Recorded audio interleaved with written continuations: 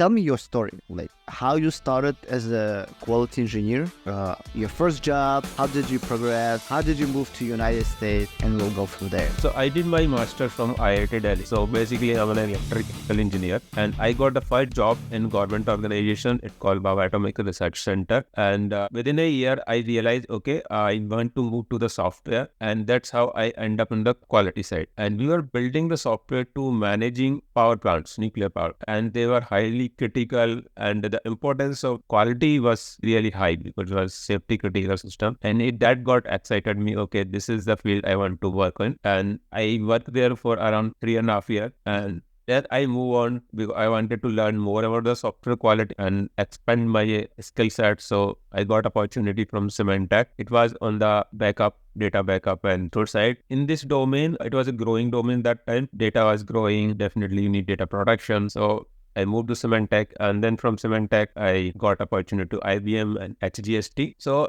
in HGST, I was working on the performance. So in 2011 timeframe, SSD was very new and very expensive. So we were trying to build something leveraging the high performance of SSD and high storage of hard disk. And I was leading this project in India, and the same thing was happening in Japan. And then they said, okay, let's come here and do the same thing. And that's how I got the opportunity to Japan. I worked for there a year, do a lot of benchmarking on the performance. And then I got this opportunity from Cohesity that, okay, we are going to disrupt this whole data protection because the previous product was not that efficient, and that excited me. Okay, let's do it. Let's build something from the scratch. So let's go step by step. First of all, I'm curious, like, did you like to work in Japan? Yes. So there are two things to it. One is the quality point of view. So quality is really great, Japan. The second thing is, which I feel personally challenging, is the language barrier, because most conversation out of the company happen in the Japanese language. So Right. until it is going to be challenged. But work-wise, quality-wise, you cannot ship the product if there is an issue. Interesting. What kind of product was it? Yeah, so we were building a firmware for hard disk and hybrid hard. What is the difference between working in Japan, working in United States, and working in India? Yeah. So I can tell you, like, all three have a different culture, totally different. Especially Japan has a very different. So one thing in Japan is quality is the top priority. And because of that, many times things move very slowly. So let's say you want to have a weekly review. In Japan, they will not agree with that because they will not feel confident. We need to, let's say you fix the bugs, it has to be approved by at least 2 reviewers. Then until it completes the testing cycle, it won't move. It won't even get committed to the area. Wow. So That slow down the process, but it gives high confidence and quality. Yeah, definitely. I see that. I see that mentality. But like cultural stuff, like I got this part, the quality. Working with people, like, how was it? Yeah, people are really good, very helpful. I had no problem. Even we had a language barrier, but to be honest, within the office, I never felt that. They were very helpful. Only thing which I can say is long working hours. Like, yeah, this is very well known. It's working culture. Yeah, they are Not very, only very in Japan. hardworking. Yeah, not only in Japan, but in the East Asia, many companies, I think it's very similar, right? How about India? Work-life balance, how is it? So India, I will say work-life balance is relatively better than here, and two reasons. One, India follow the same flexible hours, and the second is you can get a domestic help. So you don't get worried about the stuff. That's so related to me as well. I know what you're talking about. Especially for us immigrants, we are like mostly, I don't know about you, but my family is over there, overseas. So definitely getting help, relatives helps a lot, right? You have to deal with your family, kids, and work at the same time here. For me, like India, like we had a full-time domestic help. So once you are at home, you need not to worry about anything. Yeah. You can open your laptop work, but here you need to manage both. By the way, at that time when you've been in India, did you work also from home or you still had to go to the office? Because it was like 2011, 13, right? So mostly it was in office, but we used to have a laptop, and if you want to work from home. Pretty much like here. Okay, tell me that story. How did you move to United States? How did you get this job in Cohesity? So When I was working in IBM, I had some colleagues who had very good tuning. We found a lot of issues. And then they moved to the Nutanix. Curiosity founder Mohit Aron, his previous startup was the Nutanix. So he was the co-founder at Nutanix. And once they moved, we were in sync with my old colleagues. And I said, okay, I would also like to join the team again. So then they said, okay, rather than Nutanix, go to Curiosity. I said, okay, I was not aware. And then they connected to Mohit, and then Mohit just had called me, and within 5 minutes I said, okay, I'm joining it. Okay, let's slow down because I think I got the point that you got there through the co-founder of Cohesity was your previous peer, like a coworker. No, my previous peer was very closely working with the founder of the Cohesity, so he recommended me. Okay. Your previous coworker, Yeah. you moved to Cohesity, right? Yeah, and he connected me with Mohit, and I really loved the idea. And after talking to Mohit, I had a very high confidence, and that's how I ended up. Okay, cool. This is very important. So, did they provide you like the H-1B visa, or Yeah. they applied for you for H-1B Yeah. visa, right? I'm getting a lot of messages from folks who trying to get with H-1B, right? Or they have a certain period of time to find a job. It's very stressful. So for you, like it was no brainer. It was like through your network. Hey, you are working at. Tell me this transition because in detail. So obviously, like you catch up with your buddy from IBM. He was working at Cohesity. He recommended you, and they were let's bring him in. Let's set up the interview. Like, how was the process? Yeah, so it's exactly the same way. Like we used to talk over the phone, and then he used to discuss, okay, this is the problem, the solution, we are trying to solve it. And I was excited because we were working the same domain, exactly the same thing we used to do earlier. Now it's just we are part of different company. Then one day he said, okay, why don't you come here? I say, I'm more than happy, but we need H1. And he said, okay, let me connect you to the founder and see. And then I got connected to the CEO, and he called me, and there was very good fit, very good match. And he said, okay, let me file H1B, and if it gets through, then can come here. And I got lucky, got picked up in the lottery, and I end up in Cohesity. Yeah. Back then, I think it was a little bit easier than today, right? Yes. I'm not sure, but as far as I hear that back in 2000, I'm looking into that. It's It's 2014, right? Great story. So it wasn't from the cold R3. Yeah, I think this is the key, right? And all the time I'm telling people, guys, the power of network, you don't underestimate it. This is the easiest way to get through, and the hardest one is to get through the cold apply without any network. But again, I think important part that obviously like you had a great relationship and proven working expertise, your working expertise. So your obviously coworker, he knew that you were that guy that can do that very specific job. So two things I would like to add here. So one thing is definitely your technical expertise. The second is who can validate it, right? So the authentication has to be done. Unfortunately, on cold call, it's very difficult to get that authenticate. But once you have a strong reference, so you better authenticate it and then push the confidence. For example, in Cohesity, even you file H1, right? Many times people don't turn up, or after getting H1 within 3 months or 6 months, they leave the job. Because startup, obviously in the starting, they are not going to pay you. It was Series A startup at that time. There's a lot of risk involved. But because of the network, he has the confidence that if we hire Manoj, we are spending so much money getting him, he's going to work for the company. And I deliver it. That confidence is given only when you come from the authenticate. Actually revert back because you are such an experienced guy.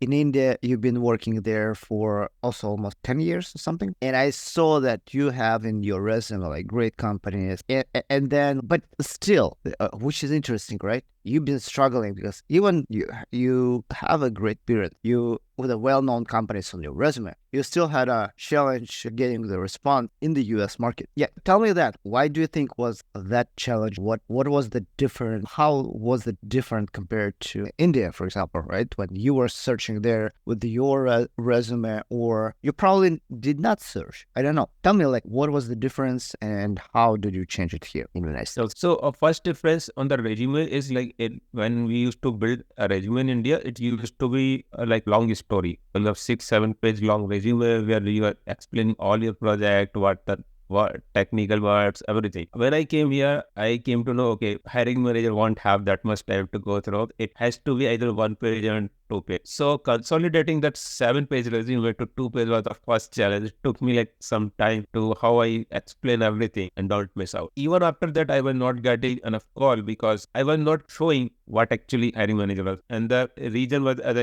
explained, I was telling, okay, I did the automation, right? But that is not enough. We need to say, okay, what's the impact of that automation? And now after learning, I rephrase that, okay, my automation helped to bring down regression cycle from 2 weeks to 2 days. Now that excites to the hiring manager, okay, and now during the interview, they can ask how I did, what I did. On resume, you need not to write all the detail. And that was the one breaking point in my learning from India versus US. That's to the point, man. Like now it makes sense. Yes, a lot of time when what I see, especially newly arrived folks from India, they send me like resume, as I just mentioned, like 5, 6 pages. I dude, why you overwhelming?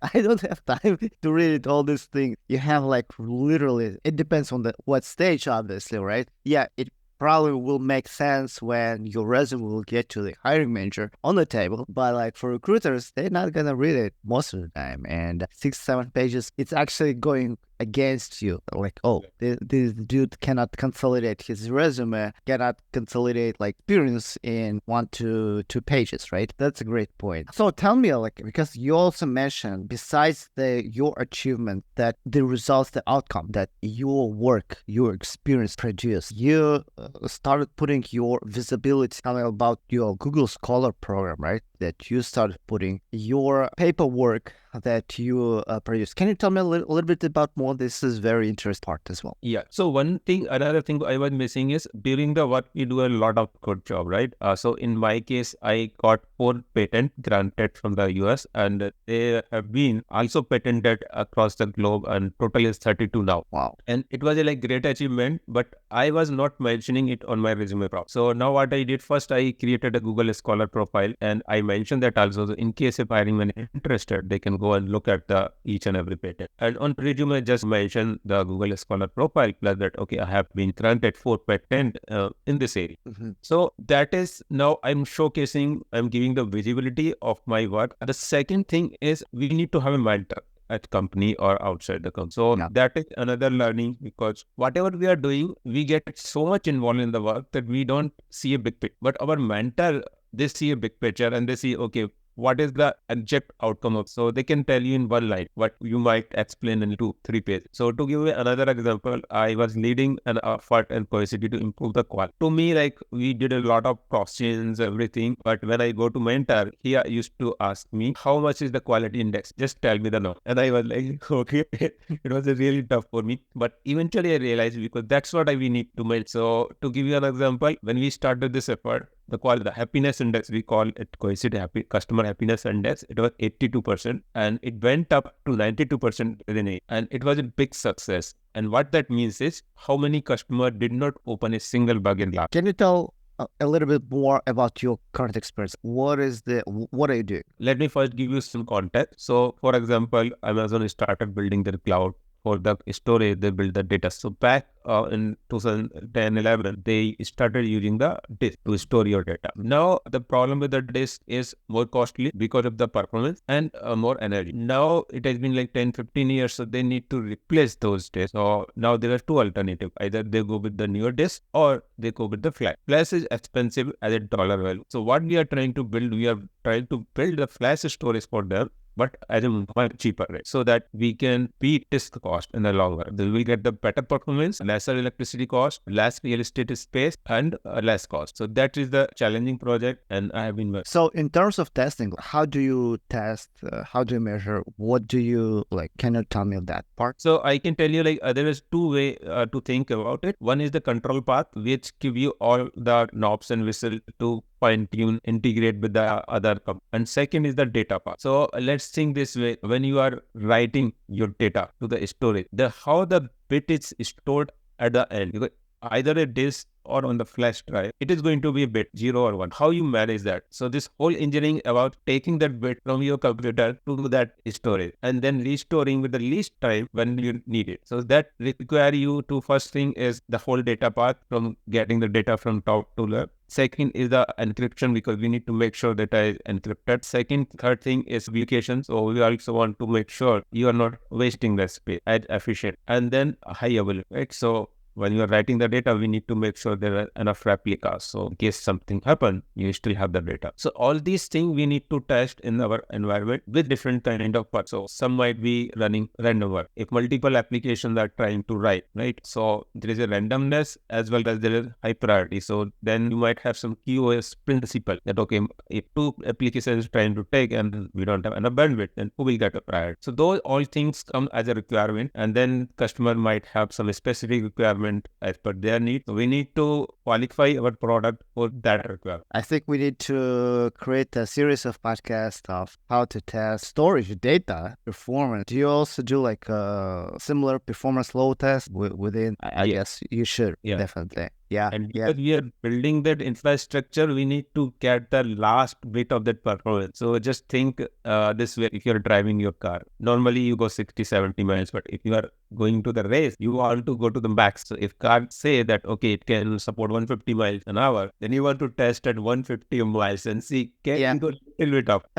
That's what we are trying to do here. Will it blow up or not? Is it safe enough to go with this speed for how many minutes, hours, or so? Right. Okay, let's switch the gears. Going back to your job search, because obviously this is very common. It's not only you had this challenge. You have a great experience. You really, just talking to you, I see that you are a high profile expert in your niche, and your expertise basically in demand, should be in demand. But somehow still, to market yourself or to get the visible for employers, it's not that easy. You're basically competing with a lot of other folk who you're also competing with fresh graduates as well. It's a very competitive market. So tell me this part: how did you manage to get this job, right? And what would you recommend to others? Because I got so many requests from experienced folks as well. Oh, you know what? I was laid off. I'm not able to get a job for X amount of months. Some people even more than a year, they cannot find a job. So share your wisdom here. I have been in this journey, and I said I also got rejection. So